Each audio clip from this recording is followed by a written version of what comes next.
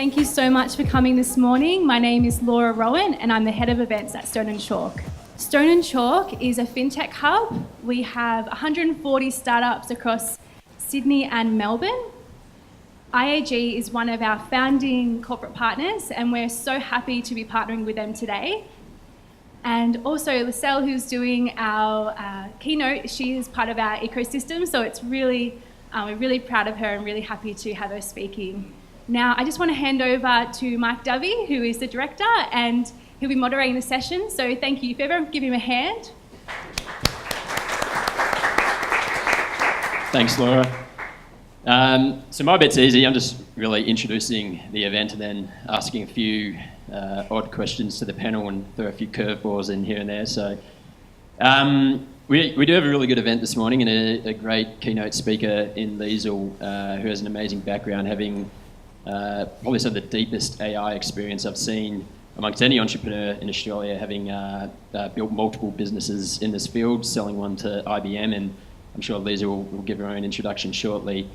Introducing the panel, we have Tiberio, who's one of the co-founders of a data science business called Ambiata. Peter Jones, thank you again. If you've been to a few of these events with us, you've probably seen Peter's face in the past. He's a partner at DLA Piper and fantastic at understanding some of the legal, ethical and regulatory implementations. I'm pretty sure I just got that word wrong. Implications of AI, machine learning, data science, and so on. We have Lachlan from Data 61, who I think is going to give a bit of a practical, as well as a theoretical insight into what's actually happening on the ground with regards to this technology as it continues to advance.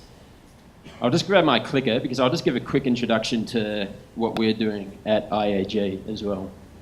So specifically, the area that I'm in, which is Firemark Ventures, is the corporate venture capital fund within IAG. Officially kicked off in 2016, and we have $75 million of dedicated funding to make investments into startup opportunities around the globe.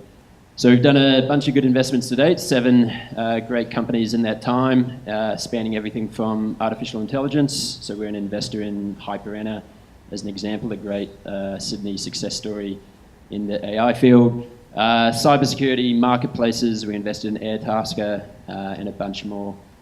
The key thing for us as a strategic investor is that we're looking, as well as, of course, we want to make good financial returns on the investments we make, but more importantly for us, we need to be able to understand why it's important for IAG. So we're really looking for those win-win opportunities where beyond just the money we invest, we're able to provide more support to the companies that we invest in, and in turn, we're hoping to leverage back out some kind of strategic innovation capability into our organisation. So what are we interested in? So really it comes down to data and then the layers we can put on top of data with advanced technologies like machine learning, artificial intelligence, computer vision, and so on. So our high-level thesis is that if we're an insurance company, data is at the core of our organisation. We want to be able to understand how to reach our customers in new ways and how to price risk in new ways. So if we can obtain unique, proprietary, interesting data sets that can help us inform those decisions, then we're probably best placed to serve our customers. But more importantly than that, and why I'm excited to go into the topics we're going to be talking about today, is having the data on its own is one thing, but we need to be able to make sense of it and get new value out of the data that we acquire. And that's where we see technologies like artificial intelligence and machine learning and so on being so important to the future of our organisation and the future experiences that our customers are going to have with insurance. So that's it from us. I'll be moderating the panel as well, so you'll hear from me in a little bit, but I'll hand over to Liesl, and I'll be around at the end of the event as well. So if you want to talk to me about any of these focus areas, or if you know any companies within this space that you think might make sense for us to have a conversation, then please reach out. I'll pass over to Liesl. Thank you. Thanks.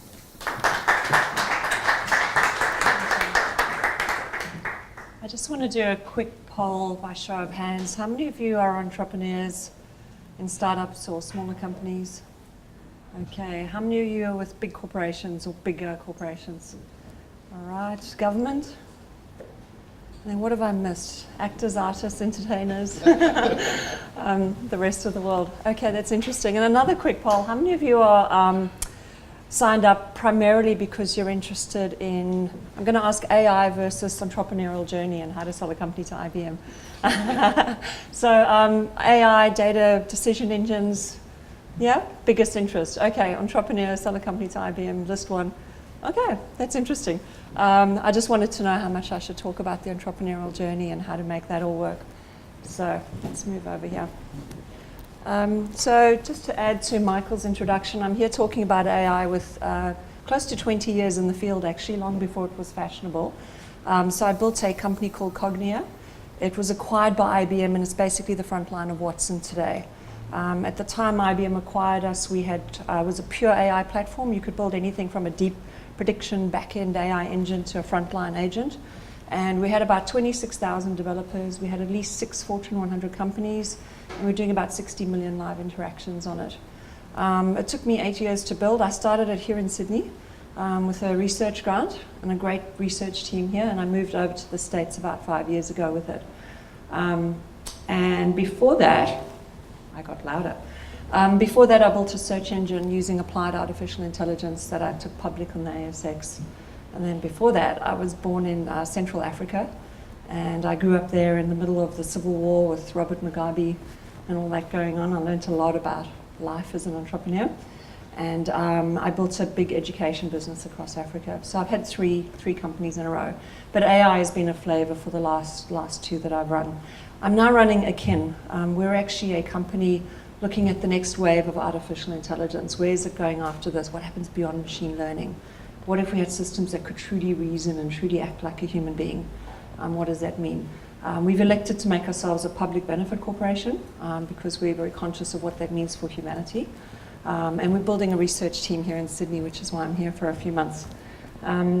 So that's the background. IBM acquired Cognia in 2014, so it's lots of fun. I'm going to give a little brief. How many of you have heard me talk before?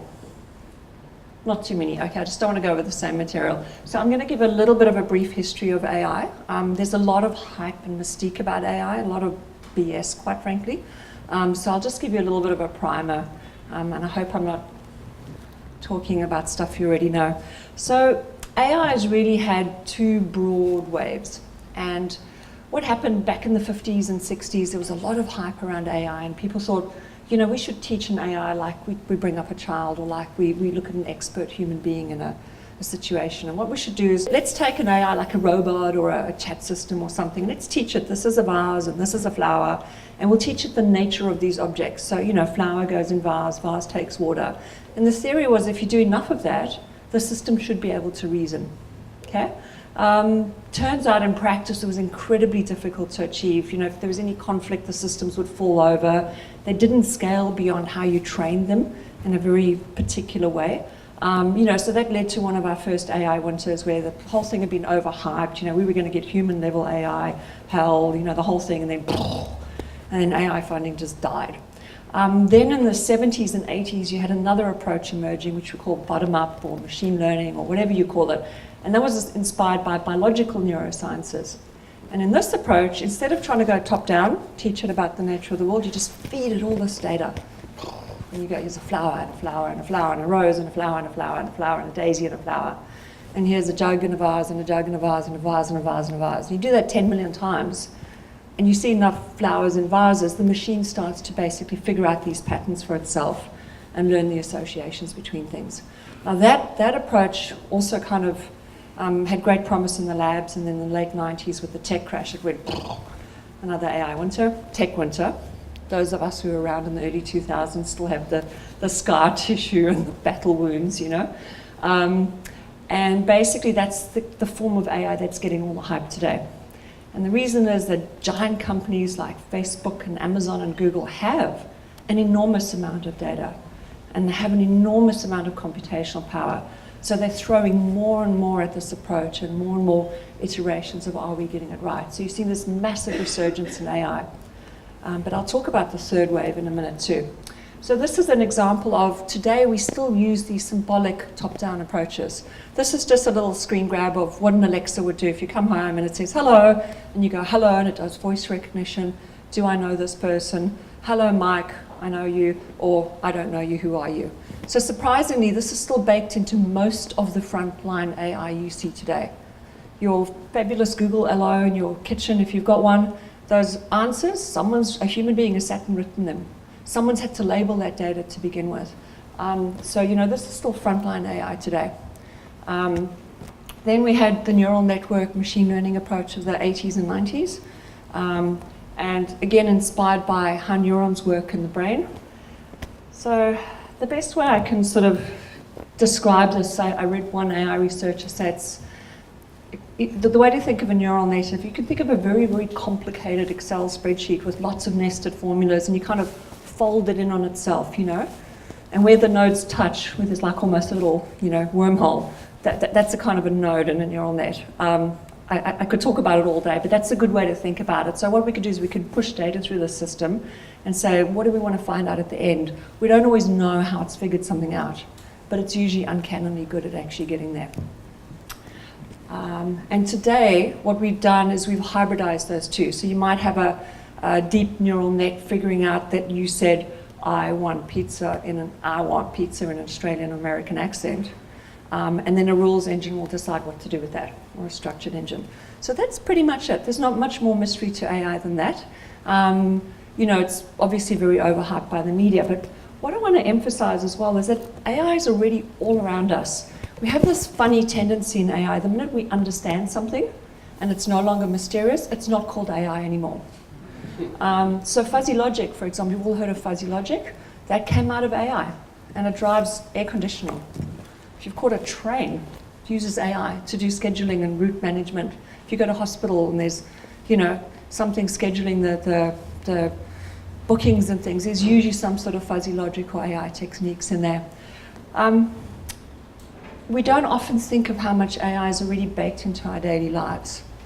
So if I told you 10 years ago that there's going to be an AI-powered system that you are going to hand an enormous amount of data over to, that doesn't really care about you, it cares about serving ads to you and buying stuff, and you're going to tell it where you go, how you're going to get there, who you're going to meet when you're there, what you're going to talk about, what kind of coffee you're going to buy, would you give your data over to that AI? You'd probably say no. But most of us use AI-powered systems like Google Maps today. And I think we don't realize how much AI is built into the decision engines of today in our daily lives. And in Australia, we haven't started to see the massive impact of that yet, of how it's going to affect every aspect of how we buy things and communicate with people. Autonomous cars is another example. It's getting a lot of hype. Every single major car manufacturer said by 2020, they're going to have autonomous cars on the road. I'm personally looking forward to a world where it's 100% autonomous, because humans are very buggy, very emotional.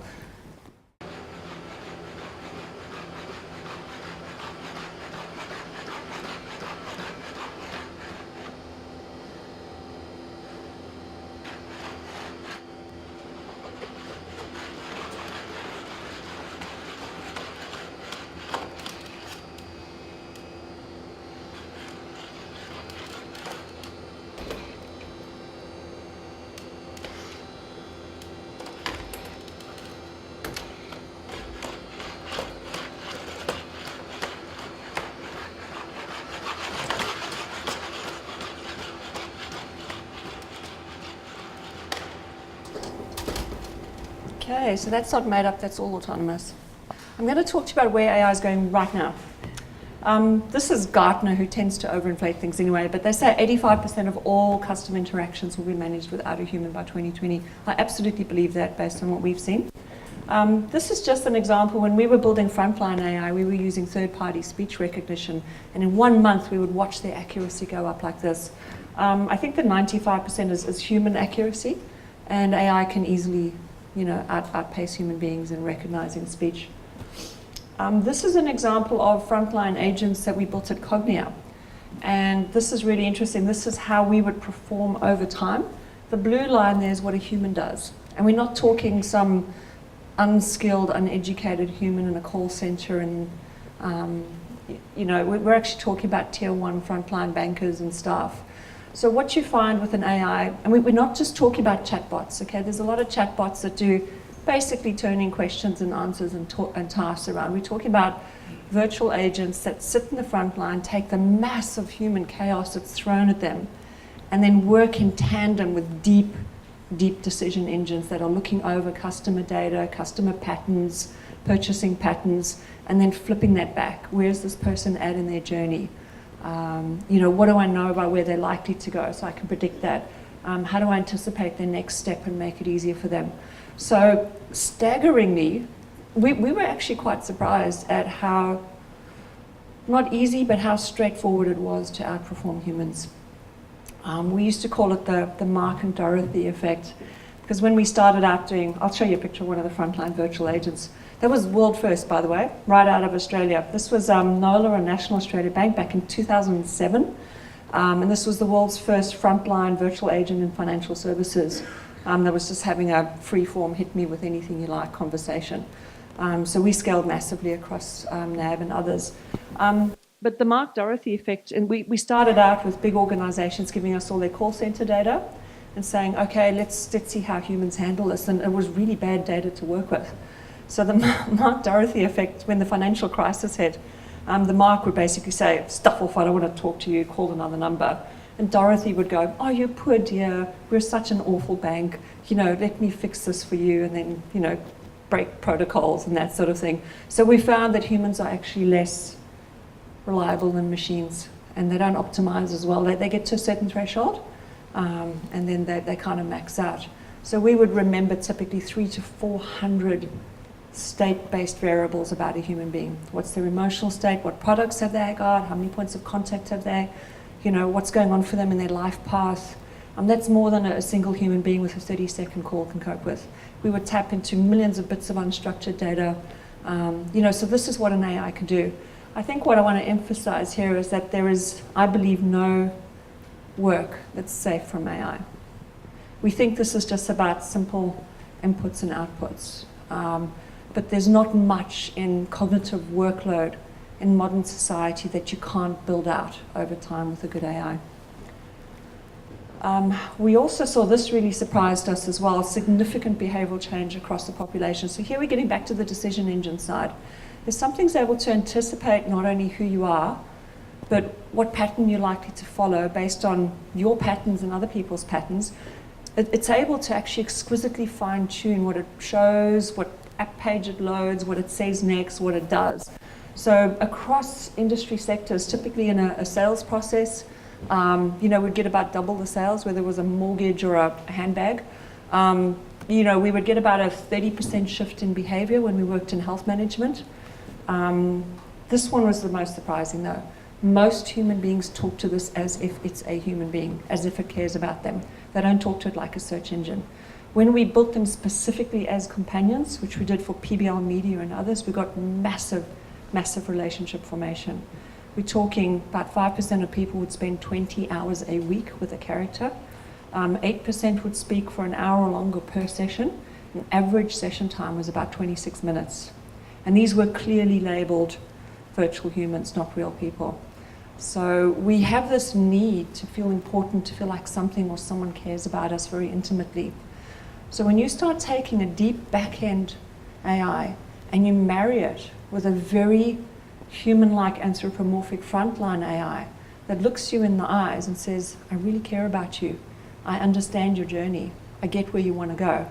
It's the most heady, intoxicating technology combination we've ever seen in our lifetimes.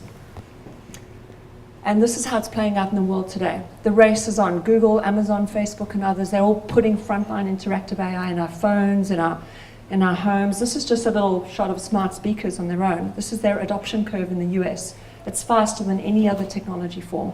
So even though we're getting a lot more personal AI on smartphones, smart speakers are frontline interactive AI. A lot of Australians don't realize this, but 64% of households in the USA now have Amazon Prime.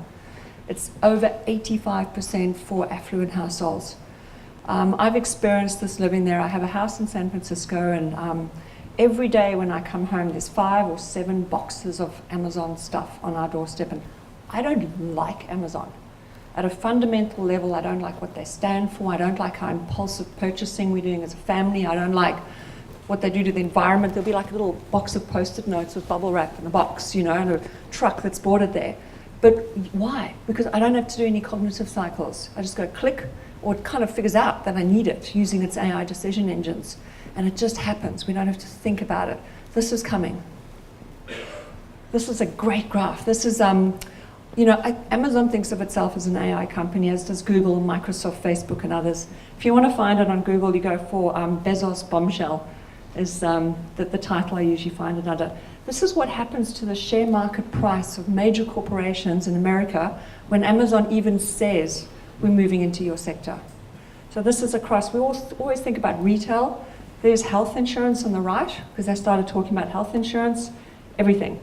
So they have this massive, massive impact. These companies like Walmart are behind in their AI decision analytics. Walmart just acquired a startup for $3.2 billion and turned their team into its digital team to try and compete with Amazon. So this is what's going on, and this is what's coming. If you look at the top 10 on the ASX, I would say 7 out of 10 are massively vulnerable to AI-driven companies. We're not just talking retail, we're talking manufacturing, food, mining, everything. Malls, shopping centers, I wouldn't be in there. I just had to put this in because we're talking about the ASX, so I had to. I'll pretend it's about bias in AI. And that is one of the problems with AI. If we're using the bottom-up approach and we're feeding it data, it's going to reflect what all the flaws of humanity and society in the data itself. So we'll probably end up, if we let AI run things, with lots more people called John running companies and lots less women. What can we do about this as Australians? So I'm an Australian citizen. I spend my time between Australia and here. I'm trying to set up more of a team here. Ultimately, I think most giant corporations are going to be significantly disintermediated by what we call personal AI. So these are not just going to be in a home hub. This is going to be an AI, probably a Google or Amazon AI, that gets to know me, understands me, anticipates what I want in my fridge when I get home on a Friday night, anticipates what sort of movie I'm going to want to watch, who I'm going to date, everything, and just starts making these decisions proactively for me. And in this world, I don't give a stuff about whether my mortgage comes from NAB or Commonwealth.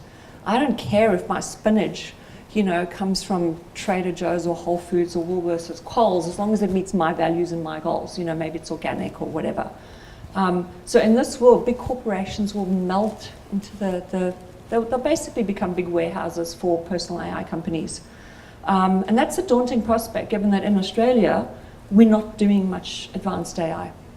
Okay, most of our AI is very, very applied, very practical. Let's make a thresher work better, or do some cancer diagnosis or something like that. And so we are increasingly facing the wall where these multinationals that are using AI are going to shape more and more of our global decision making. I think we have a world where more than 40-50% of our decisions as an individual human will be made by AI or a corporation, and probably about 30% of our relationship time. So what we do have in Australia, though, is we have a couple of things. Number one is we have an incredible talent pool. I know we hear about this a lot, but I want to emphasize this. We have our universities churning out 500 graduates a year in AI, with AI training, a lot of them. We have this incredible talent pool. One of the university professors we work with said that 7 out of 10 of his AI graduates get employed by DeepMind or Google. So that's something we should be thinking about. We should be giving young people with skills, young entrepreneurs, more opportunity to work on big problems in AI. The other thing we have is a data sharing environment.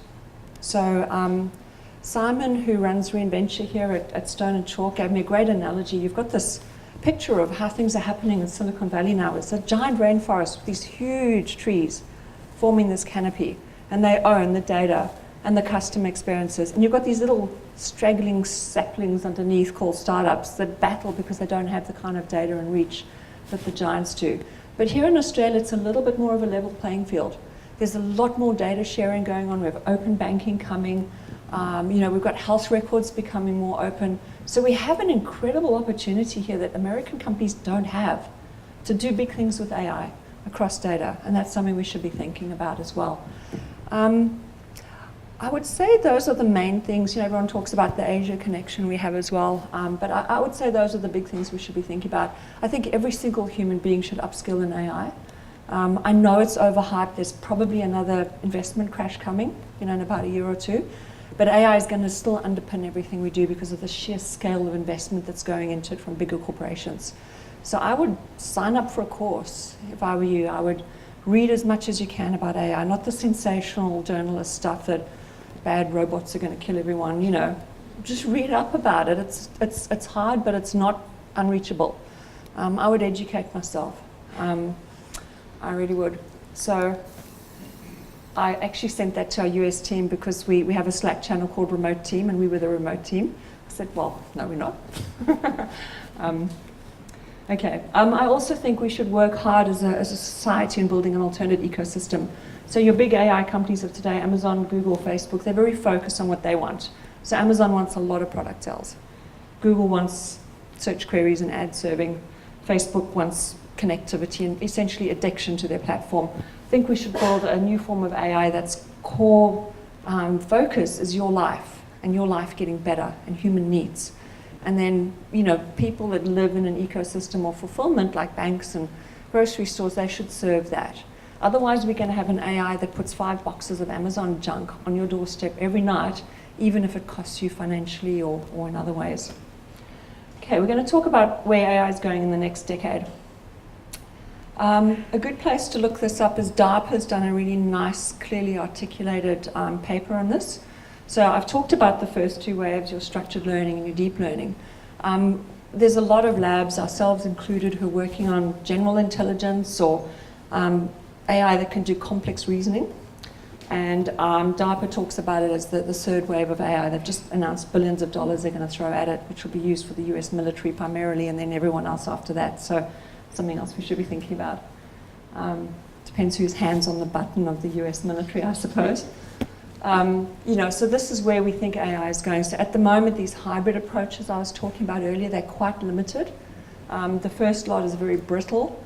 The second lot really is just doing classification. They can't reason.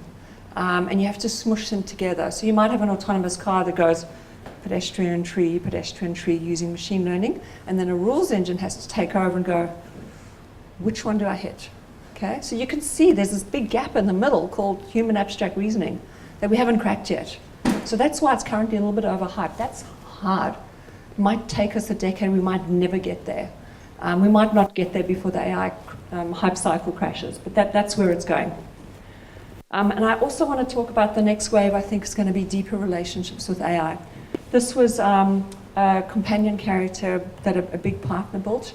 On the particular environment it was in, they were getting about 1.5 interaction turns with someone before we came along, and that was the delta.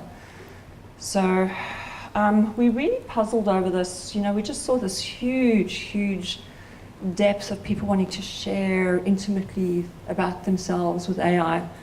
And we'll put it down to dissonance. So I'm going to show you this. This is a classic psychology study where people were shown a picture of this woman, and they said, which one do you believe more? Which one really likes you? Okay, and most people would say, that likes them. And I don't know if you've seen the difference there. It's a bit obvious when I do it like this, but if you're just shown the one image and not the other. So this one has a bigger pupil size. Okay? Now, as primates, if we see something that we like, our pupils go bigger because we want to take that in. So I started thinking about this. We were putting out these, bankers and health coaches, and people were telling them everything and saying, it's so wonderful to be listened to. I'm so glad somebody cares. Couldn't figure this out. It was double the engagement time, even in like banking. What's this all about? And what we realized is that in our lives today, we're forced into hundreds of artificial interactions with human beings who are paid to care. Your personal trainer shows up every week and they say, I really love you. I get that tweak in your back. You forget to pay them or you stand them up for a meeting, you're going to get a filthy look. So as human beings, we're very acutely wired. We know that they don't really love us. They don't really care if we have a nice day. They care about their paycheck, and they're putting on this front. And we can tell. With an AI, you can exquisitely tune it to the situation it's in, to the human being it's with. You can be talkative if they're talkative. You can be, quiet in the background if that's what they want. You can make the pupils bigger to feel like it likes them. So it's actually in some ways a more authentic relationship. That's my theory. I could be wrong. I also believe we're going to merge with AI more and more. As I've said, form relationships, hand over decisions. I'm going to illustrate this quickly. This is a little brief history of technology. Okay, think about technology generally. The first time a human being leapt onto the back of a horse, what were we doing? We were extending our effector organs. We were taking our muscles, we were extrapolating that into something more powerful than us, and we were taking in more sensory data and using that to make decisions. And we had the printing press. It's a way to basically take more and more data in and put our ideas more strongly out into the world. The pipe got fatter, essentially, of data coming in and out. I'm going to do a little experiment. If you indulge me for a second, can you all take out your cell phones? Okay, I want you to hand it to the person to the left of you. or behind you, okay? And I want you to pass it one more person along. One more.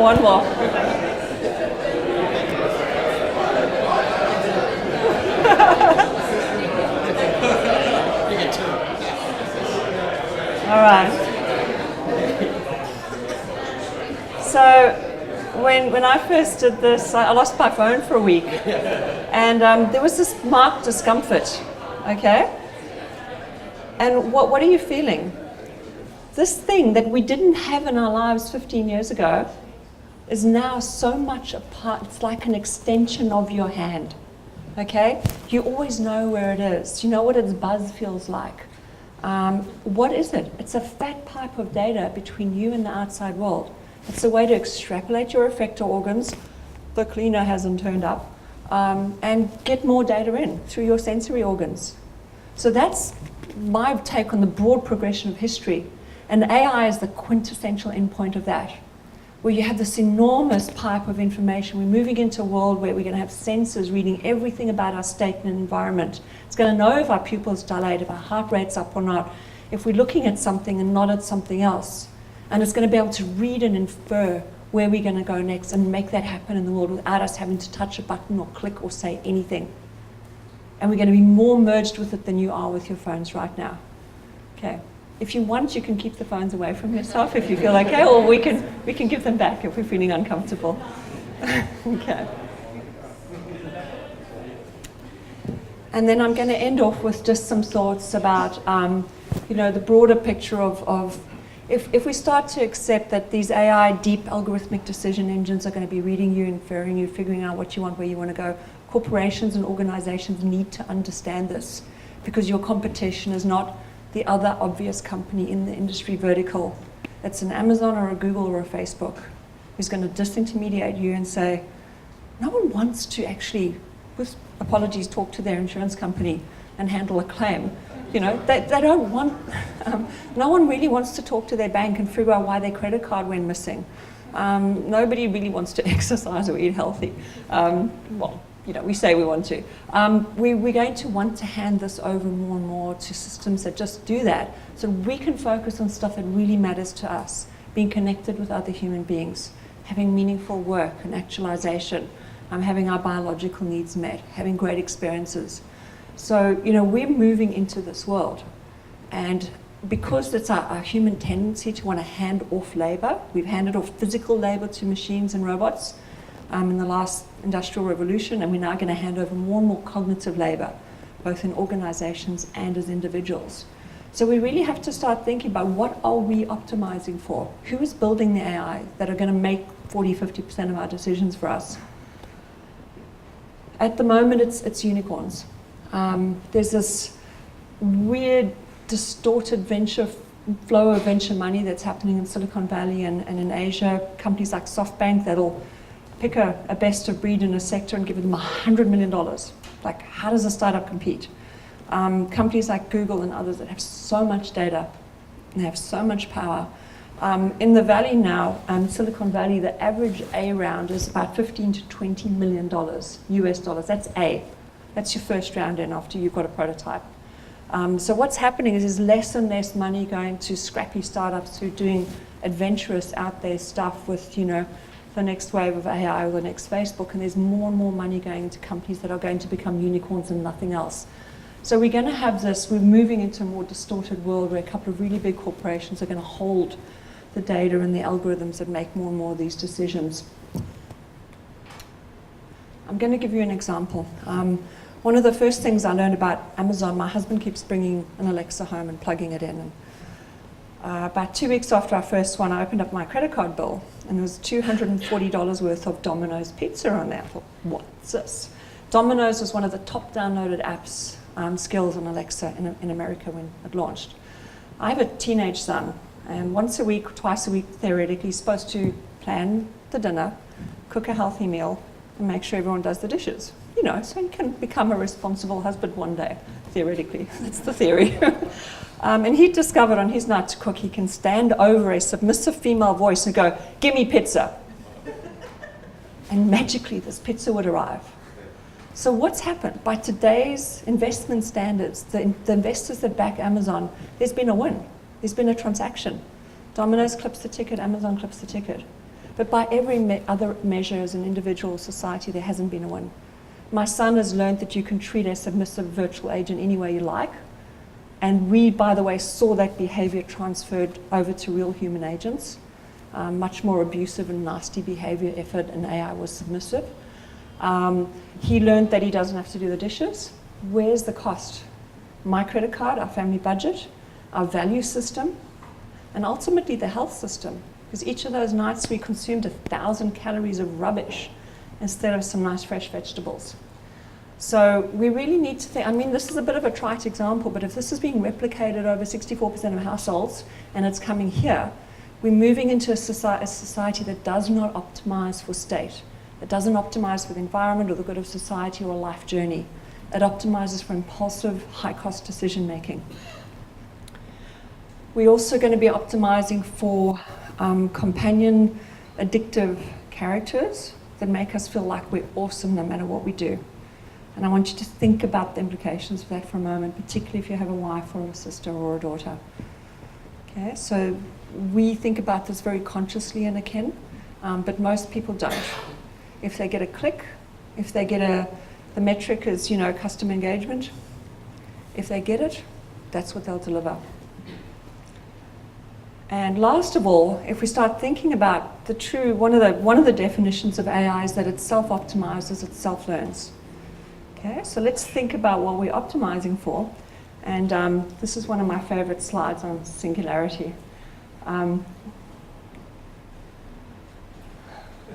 This is from Wait But Why. He's written incredible blogs on most stuff.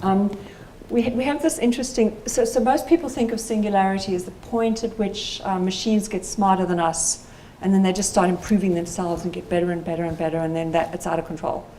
Okay? I would posit a slightly different take on singularity. If you think about it, there's only two requirements for singularity. One is that machines improve themselves autonomously. Okay, so those of you of any technical background, or even those who don't, can you imagine, I can, a system that's able to go out there and scan all the experiments on machine learning, come up with some patterns in some interesting areas, design 1 million experiments, and test them? It's theoretically possible. It could be happening in some lab right now. Someone's about to hit enter. And the second one I'd debate is, does it have to be smarter than us? That's just some Hollywood-inspired fantasy that, until that point we can go and unplug the computer and all stop, okay? And then it'll stop thinking. That's not the case. It can have the brain the size of a newt. But if it's self-optimizing, the second condition is not that it's smarter than us, it's that we don't stop it getting better and better by itself. I don't see anything in the course of human history or technology investment today that says we're going to stop the march of intelligent AI. Just like in the Industrial Revolution, we replaced human labor, which was a big cost of business, with machine labor. Cognitive effort is the biggest cost of doing business today, one of the bigger costs. And why wouldn't we replace it as an input? So I'm not saying we should go out and police AI. I don't think we can make rules to say it shouldn't progress, so we have to understand all the decisions it's making, because other companies and other countries aren't going to do that. But what we should be doing is thinking about what is it optimizing for. So if at some point it starts making itself better and better, what is it pushing towards? What is it learning against? What is its paradigm? What is its framework of am I doing a good job or not in this world? So I want to leave you with that thought.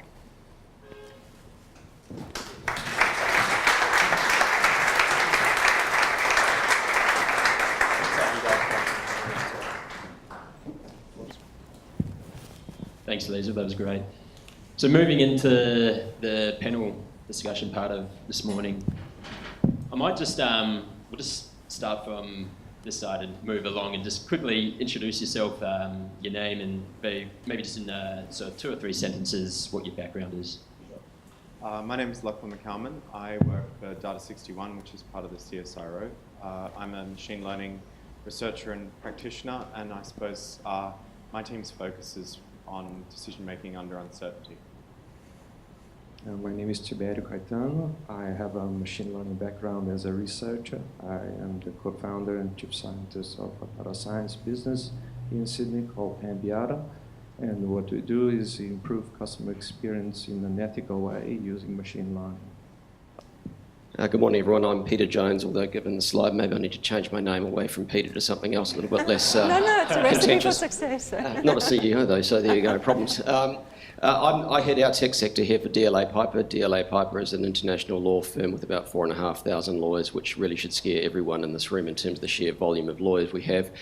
We, though, do a significant amount of work, both in terms of the emerging growth side, but also on enterprises engaging in AI and AI platforms and seeking to leverage emerging technologies. And Lisa again. I might start with you, Tibério, and then we'll just let anyone jump in, because I know you have a particular interest in ethics around AI. So, and I think this is a theme coming out of your presentation, Lisa, is that we know AI is already all around us and decisions are being made behind the scenes without us even recognizing it. And on the one hand, that's viewed as great, it can make our lives easier. On the other hand, as an individual, I like to think that I have free will to think and do the things that I want to do, and I think I'm making my own decisions in life. But then I also know that a lot of what I'm seeing is an echo chamber within Facebook. I'm seeing news that my friends like. I'm seeing what Facebook wants to show me. I'm probably making purchases that Google thinks are going to be optimized for me to click an ad and to buy something, and Amazon's doing the same. I can make one click and have something I don't need delivered to my house almost immediately. So maybe just starting with you, Tibério, the ethics around this. How do we be cognizant of that difference between us as humans having our own free will to do and think what we want to do, whilst also recognizing that we have this enormous benefit by actually taking ourselves out of the equation a little bit and letting machines and algorithms make some of these decisions for us? How do we strike that balance? Or should we strike that balance? I couldn't have hoped for a better question. And this wasn't set up. And So Tibério wasn't on the pre-event call, by the way, so it wasn't set up. There was one question I would love to address, was exactly this one, so thank you. I'm a machine learning researcher by training, and so I've been working in that for about 20 years now. So I think to address this question first, it's important to understand in a very simplistic way what actually AI is from a technical perspective. Traditional programming is about telling a computer what to do step by step. So you know exactly what the machine is going to execute. AI is fundamentally a different paradigm in software development. Instead of telling the computer step by step what it ought to do, you tell the computer what it ought to achieve, and you feed data that is going to be fundamentally the fuel enabling the machine to achieve the goal that you've set to at the first place. For a software developer working in AI, for a machine learning researcher, that's what AI actually is. Once you look at AI from that perspective, the question of ethics becomes fairly clear. What is ethics? Well, ethics is what norms action, what norms behavior. Ethics is the philosophy of behavior, how people should act. Every point in time, you need to make a decision. What do I have to do now? What should I do now? Now, it turns out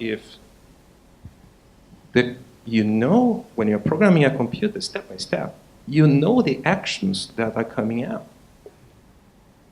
But once you tell the computer the goal, and the computer itself is generating the actions, immediately you are operating in a completely different regime, where you no longer have the same accountability, the same transparency on the ethics of the actions that that computer is making. And that connects directly with free will.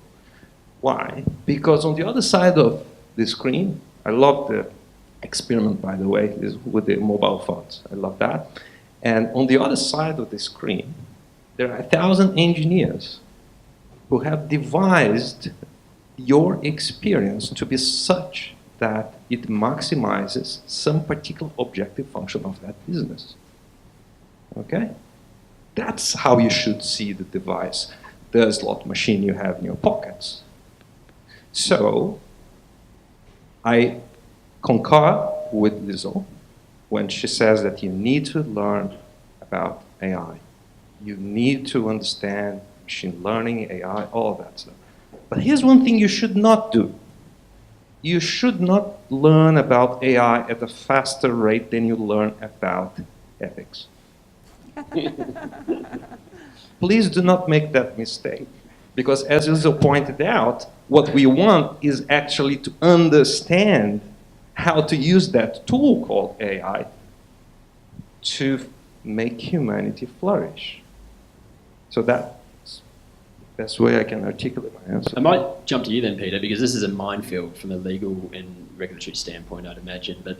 And I think one of the things you touched on in type area is that behind the screen there's 1,000 engineers who are optimizing for some goal. So how much transparency or oversight should there be, or does there need to be, in awareness of what that goal is, or how these algorithms are constructed? Yeah, I mean, it's a very interesting question, and you're right that in terms of what's agitating regulators out there, this is absolutely one, particularly in certain sectors, and that's driven through a whole range of factors, not least of which what's happening in the financial services sector at the moment. I might come back to that in a second, but if you look at it in terms of what is happening, how the regulatory regime is operating, and yes, there are a whole range of legal issues that sort of underpin AI, most of which are actually pretty boring and pretty easy to sort if you think about it. The one that does concern me is actually this issue of database discrimination or sort of output-based discrimination. And that is where ultimately you have built an engine that goes through, teaches itself to make certain decisions or recommendations, what have you, that leads to individuals in some cases not being able to achieve their outcomes. This was actually raised by John Podesta, and I think it was 2012, in a report he gave to the Obama administration looking at data and big data in the US. One of the concerns there was, and it's a different insurance market, but ultimately you would lead to, if you had sort of big data and AI platforms running on insurance engines, you would have a significant part of the population that would be either uninsured or underinsured. And that is a huge challenge in the US already. And if you project forward and you look at insurance companies going, well, how do we balance risk? And you cherry pick the lower risk areas, you're obviously going to leave the high risk areas either uninsured or underinsured. Liesl mentioned open banking, and it's important to appreciate that open banking here in Australia comes in next year, but it's not just banking. So banking industry is the first wave that will go through the process of the CDR or consumer data right. Following that will be energy and telecommunications. So you look at data sharing, that's a tremendous amount of data that will come on the market. Already, though, the UK has a regime on open banking, and at the moment there are a number of social entities in the UK who've said that the challenge they face with open banking as it is existing in the UK is already starting to see a significant proportion of the population being either unbanked or underbanked. So there's a social cost associated with any of these engines that, on the one hand, would provide convenience and better human outcomes for some, but will leave others behind. And that's even once you kind of discount the whole, the old-fashioned digital divide, or in some cases whether or not you see connectivity as a human right. And if you look at the way of the future and you're looking at the power of these engines, if you are not part of that community, how do you actually participate in society? So I get quite concerned at the macro issues, not about the issues around privacy and data protection and IP and confidentiality and exit rights and all those sorts of things that are absolutely real. It's actually take a bigger step back and go, it's that discrimination piece. And that's an area where in the insurance sector, particularly in Australia, is going to, I think, face some challenges, because actually from a legal perspective, you can do it. There's actually already in the Insurance Contracts Act an exclusion that says you can make certain decisions based on statistical or actuarial information. So you can say, we can do this. Legally, we can do that. The problem is if you get the legal answer right, but you've got the moral answer wrong, you're still stuffed. And that's the conversation we often have with clients. It comes back, just because you can doesn't mean you should. Might just move to you, Lachlan, and just picking up on something you said, Tiberio. As you said, don't learn more about AI until you learn, or equivalently learn about ethics. Don't learn about AI at a faster rate than you learn about ethics. So you're on the ground floor of a lot of this stuff, and I'm just wondering, what is it like in reality for data scientists and engineers? Are they thinking whilst they're programming for these outcomes? Are they thinking about the ethics, or are they just saying, no, I'm optimizing for a process? Like, who within organizations or amongst your peers is taking that step up? Because I think it's easy for us to do it in an environment like this, and we can talk about ethics, but in reality, is that actually happening in organizations?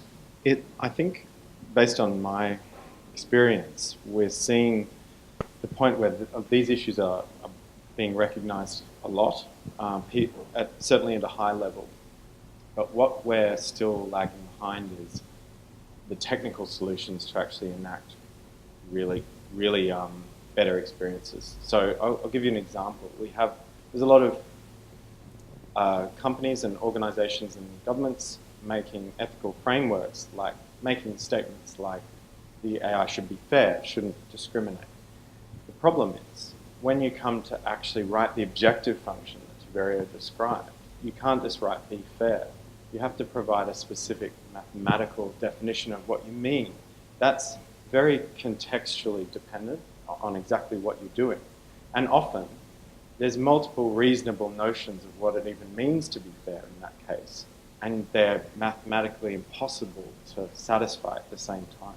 In other words, we have fundamental ethical trade-offs to make when saying, oh, don't worry, we'll just get the engineers to make it fair, is not how it works. And the big challenge for the technicians, well, there's quite a few of them, but one of the big challenges is working with the people who are actually the senior decision makers that have to, in essence, make these hard calls, these fundamental trade-offs. If you want to make your system fair in this respect, you will probably earn less money from that system. This is a high-level decision, not a decision for your engineers to be making. But ultimately, that high-level decision has to be translated into code.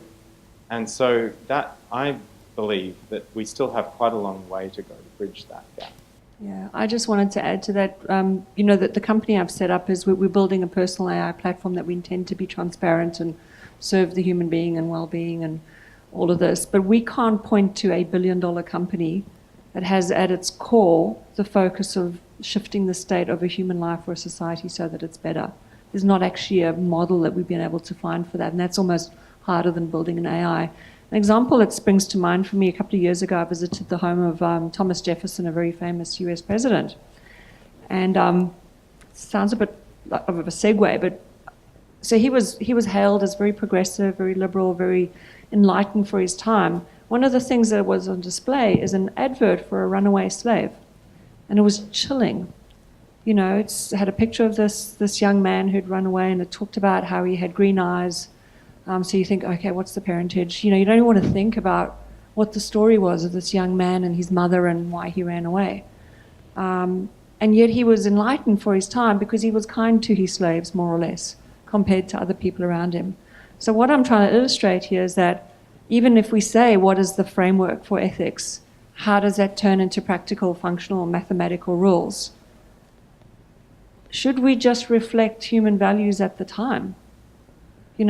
Our decisions and our societies over history have got us global warming In slavery, women educated less than men, and Donald Trump.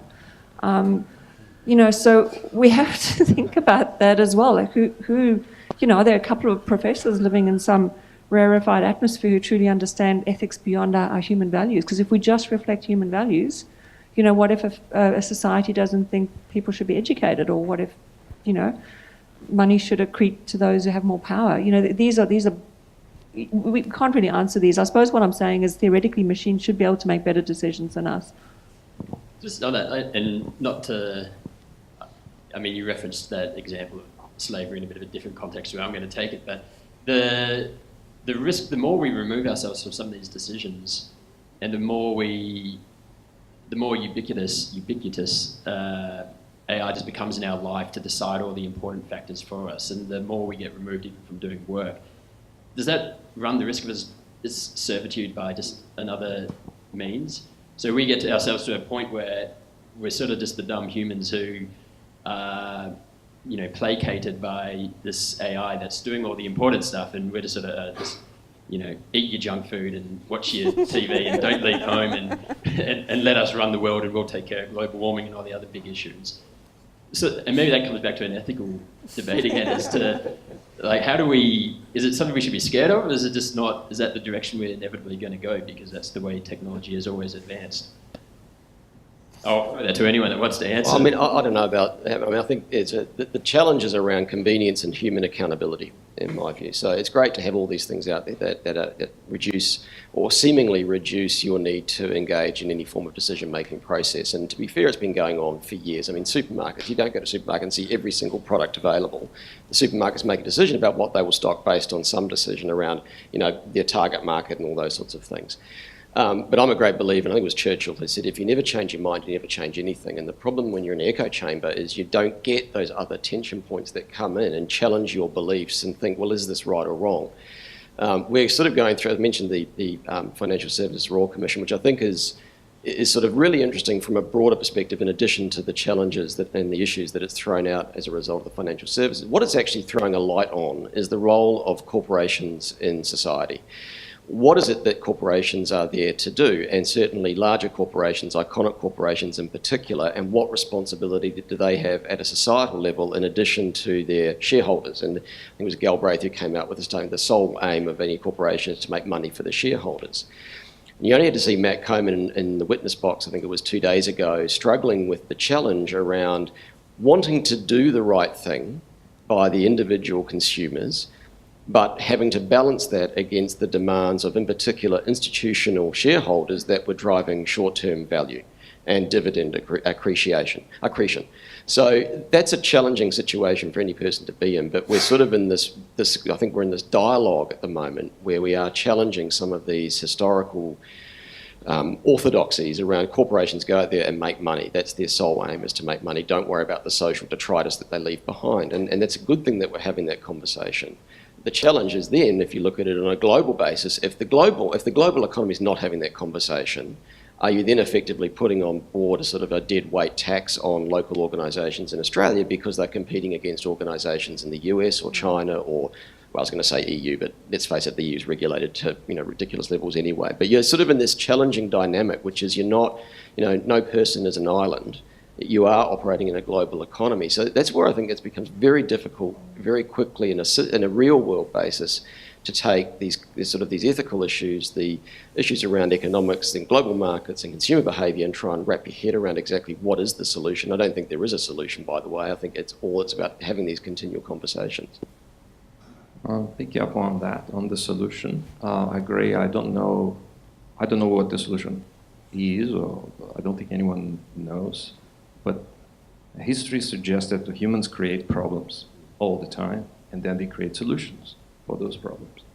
And then those solutions create new problems. And that's how evolution seems to happen, right? So we need to pursue solutions for the problems we have. We cannot sit and wait for the rest of the world to sort out the problems. Each one of you here is responsible, right? You are responsible for your actions. You are responsible to learn AI. You are responsible to learn ethics at a faster rate than you learn AI, because we are all made of the same stuff Today we are all deluded that we are separate. We're all atoms, we are all, I'm a physicist by training, so sorry, but we are all the same stuff. We are all manufactured in the nuclei of many different stars. We have a single home. It's called the planet Earth. And despite Elon Musk's intentions, it's not going to happen in the next 20 or even 30 years that we are going to have 78 different planets to be able to inhabit, okay? We need to take care of this thing here. And the only way we can do that is to change the incentives. As Peter very accurately pointed out, we live in a world that is extremely interconnected. It's very hard to do anything that is not simply complying with whatever the incentives around you are determining you to do. So it's your job. So it's a moral imperative that you actually learn about human values, you learn about ethics, you learn about right and wrong, and not in an absolute sort of religious sort of way, but in a way that is actually aligned with the facts. It's aligned with the fact that today cows and pigs and chickens, they live a much worse life than they lived 100 years ago, and that's a fact.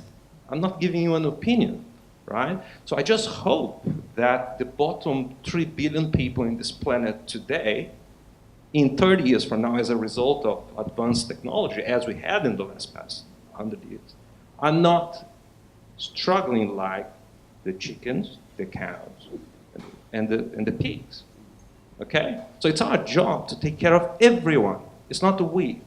The word we is a very dangerous word because sometimes we talk about we want to do this. We are doing AI. But who are we? It's 7 billion people, all right? So we need to progress together. We need to progress the lower end of this distribution as well, not only the mean of this distribution. I think you'd be great, Tiberio, next time I go to my beach house with a few of my mates and have a few wines. This is just a fantastic conversation for that. Maybe for this next one. You know me.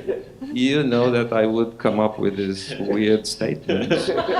So it's your book. So maybe this next one a little bit more in the here and now.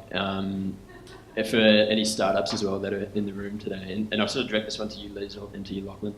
And you mentioned, you talked a little bit about the talent we have coming out in Australia from Australian universities, and you also touched on the data dominance that the Facebooks and the Amazons and so on have. But so if there's AI startups in the room today or other ones we meet in Sydney that are starting out, they are scrappy, like how can they possibly start to compete when they're at such a disadvantage from a data perspective from the very get-go?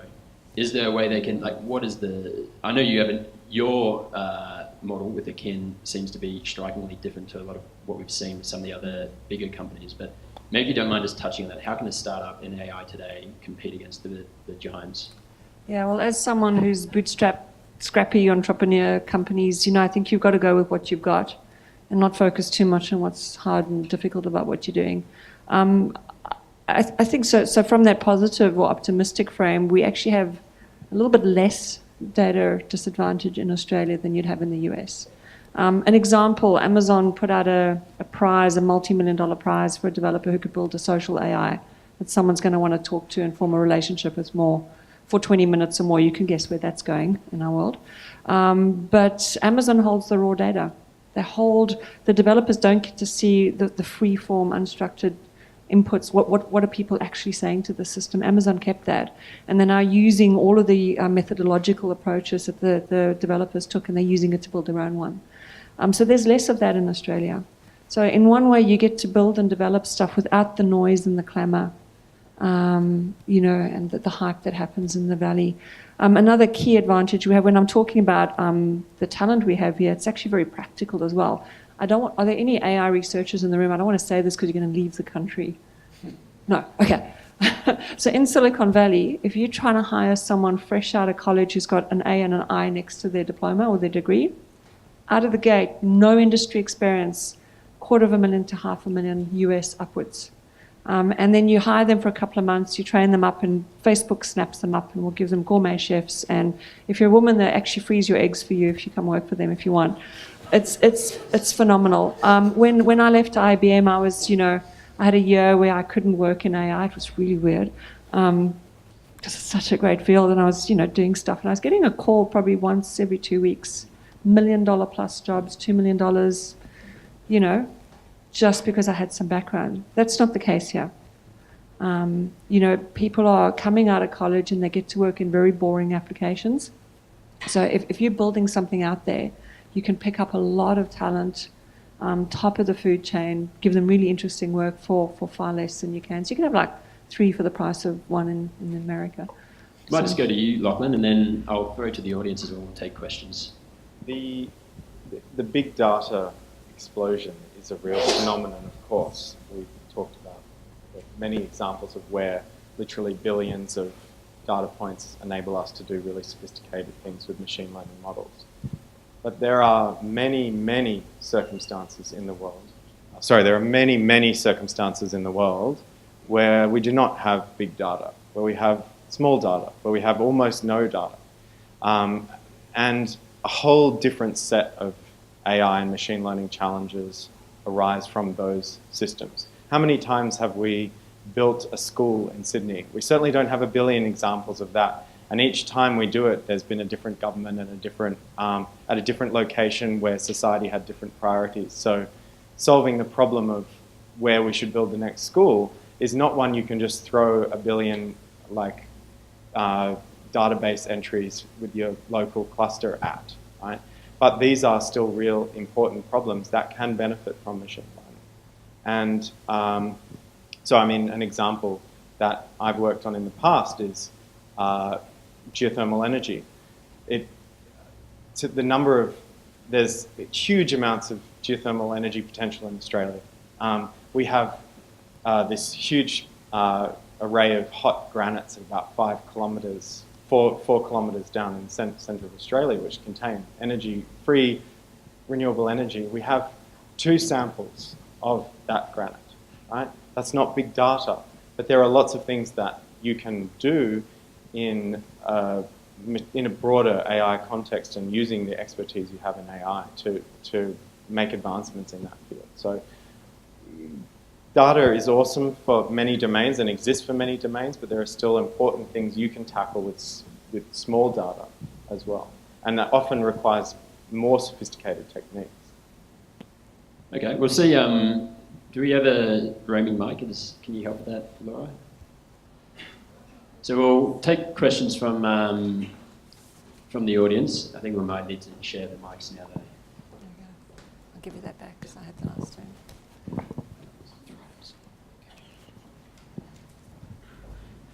Maybe when you ask your question, maybe just say your name and where you're from as well, just for a bit of context. Yeah, hi, my name's Martin. I'm from Stone and Chalk. I've got a startup called Risflow, but thank you so much. That was so stimulating, really interesting. What do you think of this as an interesting model? You think about Facebook and the way that they were able to just get vast quantities of data, pretty much from everybody. Is AI, in a sense, similar, except there's a massive transfer of knowledge, not data?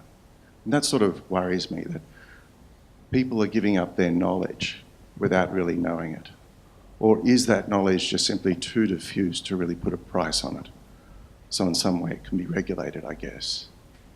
But it's almost like we haven't really learned our lesson. Everyone's given up their data, and now there's a process where people are going to have their knowledge sort of stripped out of them. Do you sort of see that as is that model something that does that resonate with you? Is that the right way to think about it, do you think?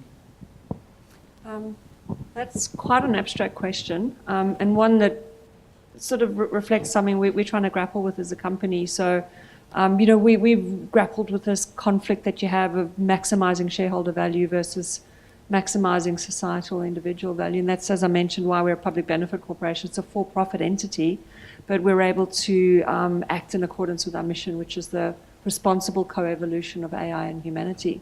And what we think about a lot is optimizing for state. And we're trying to come up with some sort of tokenized system where if the system state shifts positively, the reward event comes there. So instead of I bought a pizza, there's a reward event, it's I contributed some knowledge to the system. Or, I made a good life choice. So my wife's happier this morning because I brought her a cup of tea and massaged her feet and bought her jewelry and flowers, and I can keep going. So this is something we haven't solved yet, but what we're hoping is our response to where we think AI in the world is going is if we can make it more mainstream, that companies and individuals think more globally about impact and state shift, and that becomes an event that actually gets rewarded as opposed to my eyeballs went and I clicked on an ad and I shared some biased news with some friends, or, I gave away knowledge because I got a tiny skip of an ad, something like that. Those are very kind of artificial and badly distributed models of exchange of value. So this is something we haven't solved, but it's something we think about a lot, and it's definitely on our technical roadmap. You said that, thank you, by the way, that makes sense, so that's complete. You said that there's nothing, in your view, that AI might be able to learn. So Yeah. who's it learning from? It's learning from people. So Um, there's a transfer of knowledge which comes with a price to something else. Yeah. You're saying that transfer of knowledge is not being realised by the people that have it. No. Likewise, then. Yeah, it's not. And what startled me in the field is people don't actually care as much as we think they would. They will give away knowledge and attention for the sake of a little uplift in utility delta, or for the sake of getting somewhere 10 seconds faster, or looking better to their friends or something. So I agree with you. I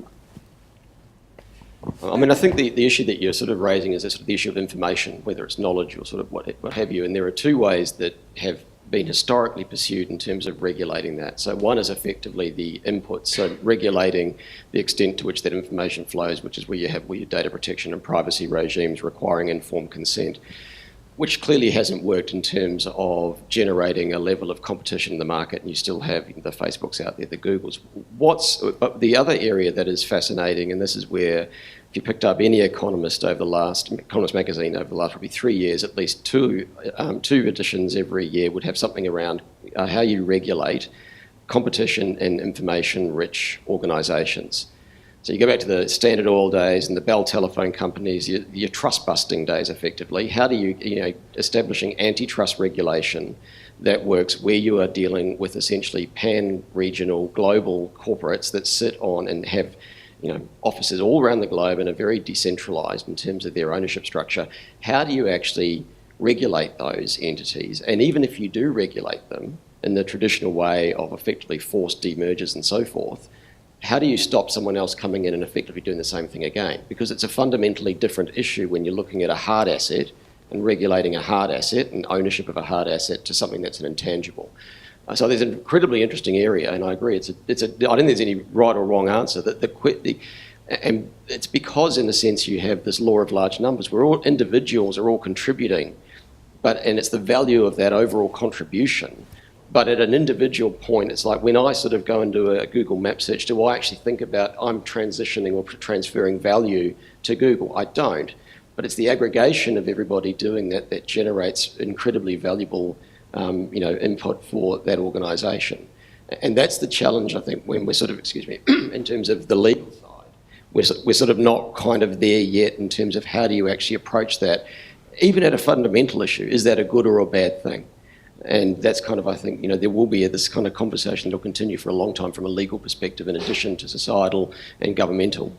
We'll try to get a few more questions in. So great first question. And we might just try and make the questions just a little bit succinct. Yeah. Great first question. Not trying to put any of that, but I'll try and get through a few more before we wrap up. Hi, I'm Paddy Hall from a company called IPscape. We're over in North Sydney. We're a contact centre, cloud contact centre solution, first in the world. This is actually a follow-on, Peter, for you, for what you were just talking about. Is there, from a regulatory perspective, are there any governments in the world, or has anybody at a government level sort of intimated that they might want to, for example, start taxing AI, in a sense? you just talked about transfer of knowledge from an individual to Google. This seems to be an asset now, going backwards and forwards. Governments like to tax stuff. I'm a government, how do I tax AI? Yeah, I think that the challenge is that, not that I'm aware of, and there are a couple of reasons for that. One, taxation is essentially a domestic regulatory function. And the challenges in this space, these are global. This is an international issue. And law enforcement / taxation, there's a lot of attempts to try and harmonise those regimes, but fundamentally, the policy settings are different in every jurisdiction. And then the challenge is if you're the first mover in terms of taxing this, do you effectively destroy the market because everyone just ups and leaves because it's it's incredibly fungible and transferable commodity. So, if you end up in Australia and you tax AI, I'm not quite sure how you do it anyway. But if you could theoretically do it, do you effectively destroy the industry here because the resources are incredibly transferable? So I think I don't think taxation is the way to do it, and I don't think AI. AI is a tool, and AI is not the devil child at all. It's actually an incredibly beneficial tool in terms of decision-making processes and convenience for individuals. It's really more, in my view, around this education process that needs to happen and people understanding of how information is used and that value proposition. I do know that there's been a lot of conversation around some tech companies when they effectively extract data, provide a very minor clip the ticket back in terms of a revenue flow back to individuals, which could be quite an interesting model. But again, that's not going to happen when you've still got the Facebooks and the Googles of this world out there with the market power they've got. Any other questions? Oh, we've got one down the front. Charlie. Thanks. Charlie from IAG Ventures. So 2 really quick questions to each panel member. Okay, we'll go left to right. We'll start with Liesl. You've got $10 million to invest in something in Australia by tea time today. Where are you going to put it? And I'll give you the mic in a second. And the second question, base reality or simulation that we're in today? Simulation, female-run companies, because we rock it in terms of ROI. Definitely abstract next-generation AI. Everyone's mired down by this dependency on data, but humans are not. Even the state-of-the-art AI that wins AlphaGo, it has a very constrained environment, specific goals, lots of perfect data. We don't think like that. We don't act like that. We're able to walk into a situation with minimal data, undefined goals, chaos, and we can still reason our way through it. That's a process. That's software. That's button switching on and off. We should be able to replicate that. If I had 10 million, and given a lot of the work I'm doing at the moment is financial services, absolutely financial services, regulatory compliance would be where I'd be putting my money. And you can laugh, but seriously, if I had $10 million and I could program, that's exactly what I'd be doing at the moment, rather than being biased, are we? Not at all. In terms of the issue around real or simulation, look, I'm kind of an analog guy in a digital world, so I believe in sort of the real side of things. I think, well, to be honest, it's actually I had the privilege of being over in Perth yesterday, seeing one of my mining services clients, and got to drive a mining truck simulator down a mine, which, to be honest, blurred the line between real and simulation very quickly to the extent that they basically exploded my engine and there was fire crackling to the side here. I didn't even notice because I was so focused on driving this thing. So I think we're kind of blurring both of those worlds at the moment in certain areas. Build a competitor to Facebook that has a different business model, that encourages people to maximize their well-being and not the time on screen. I'll start with the second question first. Probably based reality, but the holographic principle does worry me deeply. So maybe simulation. In answer to the first question, I think I would invest in solving the problem that I described earlier of learning how to take our human ideas of what is right and systematize them. And I think we'll wrap that up there. I'll answer the question as well. I think probably simulation for me. And if I had $10 million to put anywhere, I'd probably buy a house, to be honest with you.